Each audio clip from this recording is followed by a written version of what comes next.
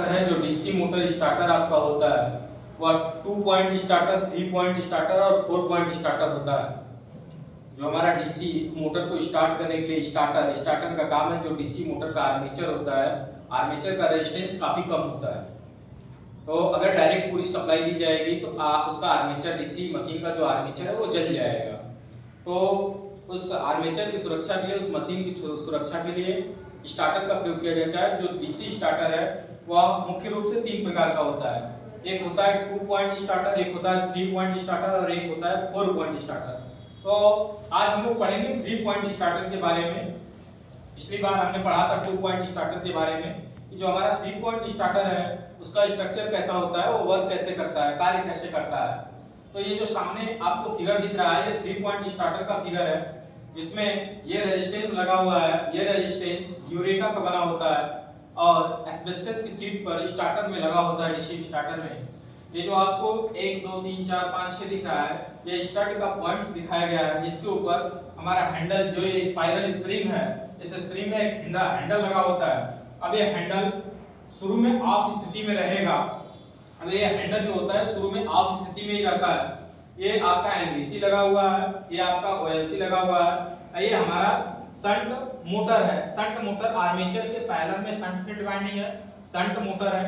इस स्टार्टर के द्वारा शंट मोटर और कंपाउंड मोटर दोनों को चलाया जा सकता है, लेकिन कंपाउंड मोटर पूरी तरह से इससे चलता नहीं है। वो ओवरलोड होने के बाद ऑटोमेटिक ये स्टार्टर ट्रिप कर जाता है, जिसके लिए आगे चल के 4 पॉइंट स्टार्टर बनाया गया है।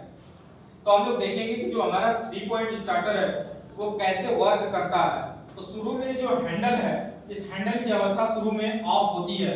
इस हैंडल को आपको क्या काम करना है, शुरू में सप्लाई को ऑन करना है, फिर जो मोटर है आपका उसकी सप्लाई को ऑन करना है।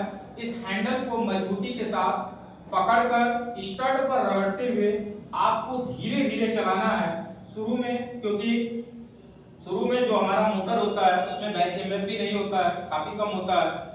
तो इस कारण आर्मेचर अगर आप धीरे धीरे नहीं डायरेक्ट चलाएंगे तो इस रेजिस्टेंस का कोई मतलब भी नहीं निकलेगा। तो आप इस हैंडल को इसके धीरे धीरे स्टड पर रगड़ते हुए ले जाएंगे, धीरे धीरे हमारा मोटर उधर स्पीड भी पकड़ने लगेगा।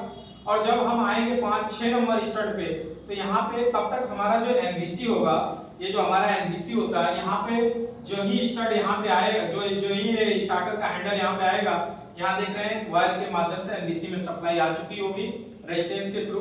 इस एनबीसी में चुंबक बन चुका होगा, या एनबीसी मैग्नेटाइज हो चुकी होगी, और हैंडल जो ही इसके पास आएगा, यह एनबीसी उसको मजबूती के साथ जकड़ लेगा और मोटर हमारी पूरी तरह से चलने लगेगी। अगर किसी कारणवश सप्लाई ऑफ हो जाती है तो एनबीसी का जो चुंबकीय गुण है वो खत्म हो जाएगा और एनबीसी हैंडल को छोड़ देगा और हैंडल अपने पुराने अवस्था में आ जाएगा। 2 पॉइंट स्टार्टर में हमने देखा कि ओएलसी नहीं लगा हुआ था, क्योंकि जो हमारा सीरीज मोटर होता है वो ओवरलोड नहीं होता है। जो हमारा शंट मोटर है, कंपाउंड मोटर है, उसके ओवरलोड होने की संभावना होती है। तो इसमें एक प्रकार का सेफ्टी डिवाइस ओएलसी ओवरलोड कॉइल या ओएलआर ओवरलोड रिले भी इसको बोलते हैं, ये लगा होता है।